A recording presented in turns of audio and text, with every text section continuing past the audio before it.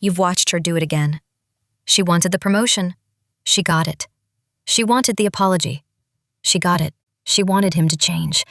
And somehow, he did. And you're standing there, trying to figure out what she has that you don't. Because it's not that she's louder. It's not that she's meaner. She didn't beg. She didn't even seem to try that hard. She just got it. Here's what nobody tells you about women like her. It's not luck. It's not looks. It's not connections. It's a specific psychological architecture, a set of internal structures that most people never build. And science has been quietly documenting it for decades. Let's start with the thing everyone gets wrong. When most people picture a woman who always gets what she wants, they imagine someone aggressive, demanding, difficult. But researchers who study influence found something that completely flips that assumption. In 1977, psychologist Albert Bandura introduced one of the most important ideas in behavioral science. He called it self-efficacy. And it's not confidence in the general sense, it's something more precise. Self-efficacy is the internal belief that you are capable of producing a specific outcome through your own actions. A woman without it walks into a hard conversation hoping it goes well. A woman with it walks in knowing she has the tools to make it go well. One is wishing, the other is operating. And Bandura's research found something that changes everything. People with high self-efficacy don't just perform better, they interpret failure differently. Where most people hear no and think, I'm not enough, a woman with high self-efficacy hears no and thinks, not yet. Different approach. Failure, to her, isn't a verdict. It's data.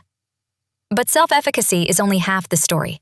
Psychologist Julian Rotter spent decades studying why some people shape their lives and others feel shaped by them. His research identified what he called locus of control. People with an external locus believe their life is mostly driven by outside forces, luck, other people, timing. People with an internal locus believe their own choices and actions are the primary driver of what happens next.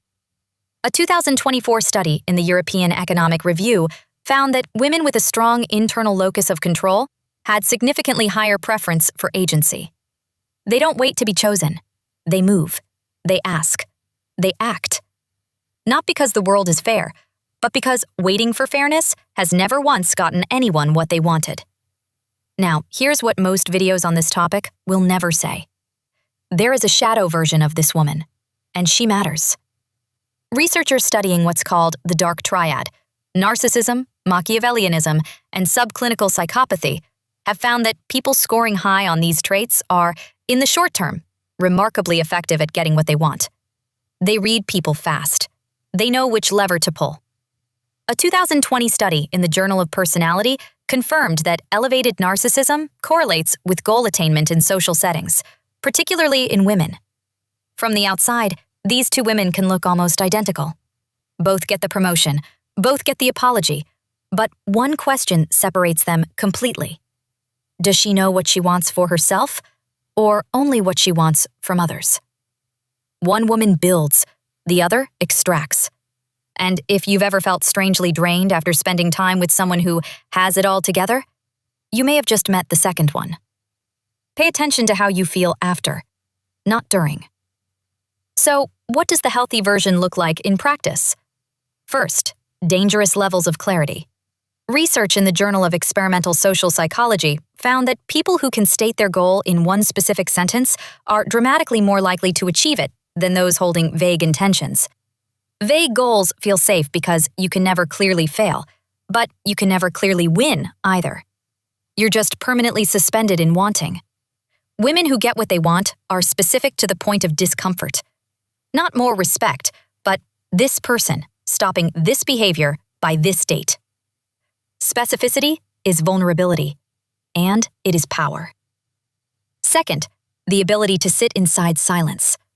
Researchers studying negotiation found that one of the strongest predictors of successful outcomes is distress tolerance, the message that hasn't been answered, the room where nobody is taking you seriously yet. Women who overfill that silence, who over-explain, who shrink, give something away they rarely get back. Women who stay calm inside it hold a psychological advantage so invisible the people across from them can't even name what they're feeling. It feels like gravity. Columbia Business School researcher Adam Galinsky found that the single greatest predictor of negotiation success is knowing clearly what you'll do if this outcome doesn't happen. He called it BATNA, best alternative to a negotiated agreement. Women who always get what they want are almost never desperate for any one thing. They want it. They'll pursue it. But they have an alternative. Desperation is visible. Every time. So is its absence. Here's what sits underneath all of it. Every single trait we've talked about, self-efficacy, internal locus of control, clarity, distress tolerance, the freedom to walk away, they all trace back to one root. These women have made a quiet, private decision that their desires are legitimate. Research by Dr. Lori Rudman at Rutgers found that women who advocate clearly for themselves are routinely penalized for it, called aggressive, difficult, too much.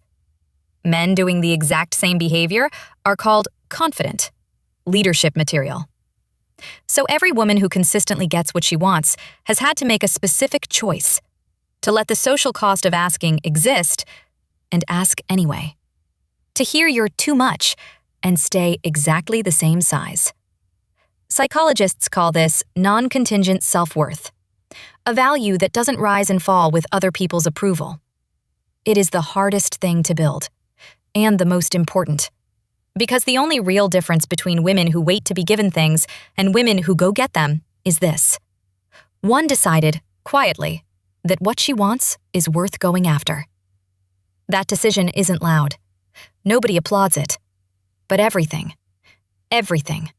comes after it. So let me ask you directly. Think about the last thing you wanted and didn't ask for. Was it because you didn't need it? Or because some part of you decided, before you even opened your mouth, that it was safer to stay small? That quiet, preemptive self-erasure is the only thing standing between most women and the life they actually want. And the good news about decisions? They can always be made again. Drop a comment and be honest. Is there a woman in your life who always seems to get exactly what she wants? What do you think her secret is? Because I'd bet you'll see it completely differently now. Subscribe for more.